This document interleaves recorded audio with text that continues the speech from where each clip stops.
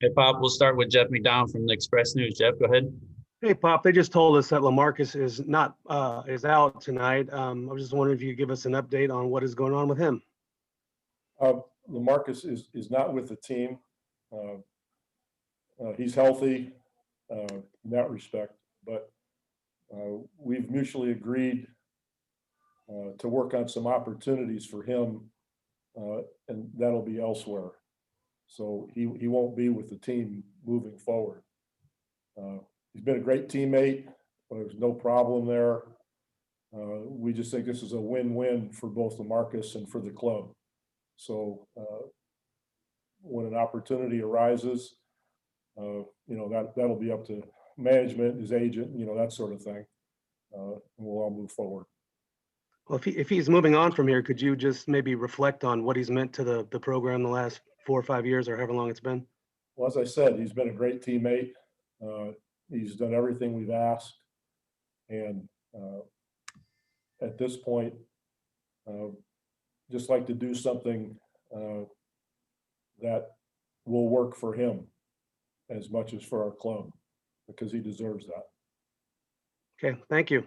You're welcome. Thank you, Jeff. Let's go to Tom Orsborn from the Express News. Tom. Pop, just wondering about the with the jam-packed schedule you guys having coming up, is there anything you can do to give the guys more rest physically and mentally, just to eliminate some of their wear and tear? Well, there's 24 hours in the day, and the games are the games, and you play them. We'll do everything we can to maintain, energy and that sort of thing. There's nothing magic about it. And yeah, and did you address the guys and tell them about LA, what's going on with him, and what was their reaction? Of course I told them. Yeah. Thanks, Tom. Let's go to David Aldridge. Thank you. Let's go to David Aldridge from The Athletic. David. Hey, Pop. Wow. My question's so pedestrian now. It's been a year since the initial shutdown of the league, and I was wondering if there's any one or two things that have best helped you kind of adjust to what this new normal has kind of grown into the last 12 months. Well, I'm not sure I've adjusted. I've survived along with everybody else, I think it gave us all time to reflect on a myriad of topics.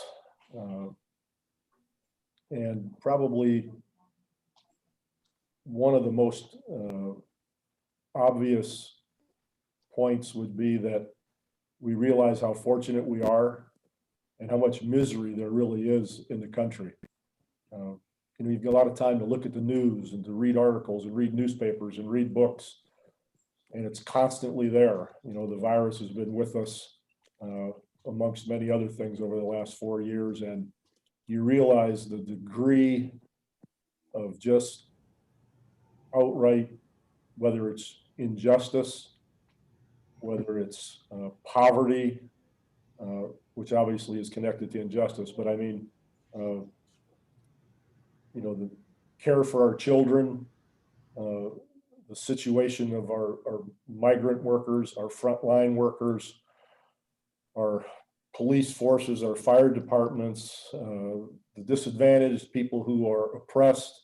I mean, it was constant for this last year, right in your face.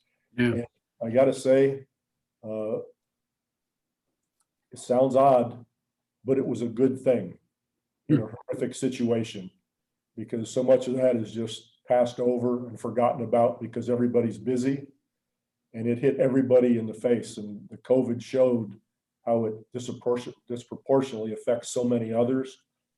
And it took something like that to make everybody step up and say, whoa, and see what was going on. And like I said, in many, many aspects of our lives, and that made that possible.